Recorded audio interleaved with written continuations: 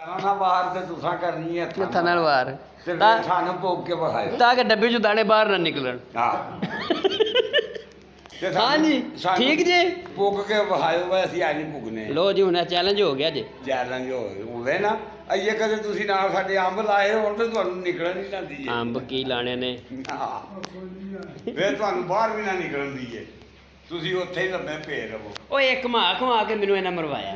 ਦੋ ਬਾਜ਼ੀਆਂ ਤੁਹਾਨੂੰ ਠਹਿਰ ਤੇ ਕਰਵਾਈਆਂ ਇੱਕ ਤੇ ਪਿਛਾਂ ਵਾਪਸ ਕਿੱਥੇ ਮਰਵਾਨਾ 6 ਵਾਰੀ ਕਾਣਾ ਨੇ ਮਾਮੂ ਨੇ ਕਿੰਨੀਆਂ ਗਾਟੀਆਂ ਮਾਰੀਆਂ ਨੇ ਪੂਰੀ ਗੇਮ 'ਚ? ਮੈਂ ਪਹਿਲੀ ਵਾਰੀ ਨਹੀਂ ਇਹਨਾਂ ਨੇ ਜਿਹੜੇ ਦਾਣੇ ਮੈਂ ਪਾ ਕੇ ਦਿੱਤੇ ਨੇ ਤੁਸੀਂ ਇਹ ਹਿਸਾਬ ਲਾ ਦਿਓ ਮੈਨੂੰ ਜਿੰਨੇ ਮੈਂ ਤੁਹਾਨੂੰ ਪਾ ਕੇ ਦਿੱਤੇ ਨੇ ਕਿੰਨੀਆਂ ਗੇਟੀਆਂ ਮਾਰੀਆਂ ਨੇ ਪੂਰੀ ਗੇਮ 'ਚ? ਮੈਂ ਤੇ ਤੇ ਪੁੱਗਿਆ ਤੁਸੀਂ ਕਿੰਨੀਆਂ ਮਾਰੀਆਂ ਨੇ ਜੀ ਪੂਰੀ ਗੇਮ 'ਚ? ਮੈਂ ਤੇ ਸਾਥ ਕੋਈ ਇੱਕ ਵੀ ਨਹੀਂ ਛੱਡੀ। ਕਿਆ ਕਰਨਾ ਉਹਨਾਂ ਇੱਕ ਵੀ ਨਹੀਂ ਛੱਡੀ ਤੇ ਮੈਨੂੰ ਰਾਹ ਸਾਫ਼ ਲੱਭਦਾ ਗਿਆ ਮੈਂ ਪੁੱਗਦਾ ਗਿਆ ਮੈਨੂੰ ਕੀ ਪਾਸ ਮਾਰ ਉਹਨਾਂ ਇੱਕ ਵੀ ਗਾਟੀ ਨਹੀਂ ਛੱਡੀ। ਤੇ ਦਾਣੇ ਕਿੰਨੇ ਪਾਏ ਸਨ? ਮੈਂ ਇੱਕ ਵੀ ਨਹੀਂ ਮਾਰੀ ਕਿੰਨੇ ਪਾਏ ਸਨ? ਕਿੰਨੀਆਂ ਵਾਰਾਂ ਚ ਪੁੱਗੇ ਨੇ ਚਲੋ ਪਹਿਲੀ ਚ ਤੂੰ ਕਿਥੇ ਡਿਊਟੀ ਤੇ ਗਈ ਆ ਜਿਆ ਕਾਣੇ ਨਾ ਪੋਗੋ ਮਾਰ ਉਹਨਾਂ ਦਾ ਹੱਕ ਬਣਦਾ ਸੀ ਕਿ ਬੜਾ ਸੀ 6 ਵਾਰਾਂ ਪੁੱਗੇ ਤੇ ਫਿਰ ਬਾਅਦ ਚ ਪਗਾਈਏ ਵੀ ਨਾ।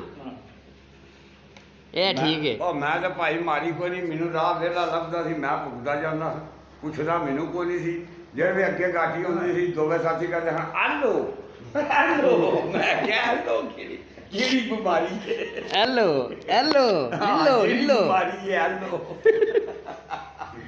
ਫਿਰ ਲੈ ਲਈ ਜੇ ਨਾ ਆਲੋ ਮੈਂ ਕਹਿੰਦਾ ਬਈ ਆਲੋ ਕਿਹੜੀ ਬਿਮਾਰੀ ਹੈ ਤੂੰ 8 ਵਾਰਾਂ ਲੰਘ ਗਈਆਂ ਪੁੱਗੇ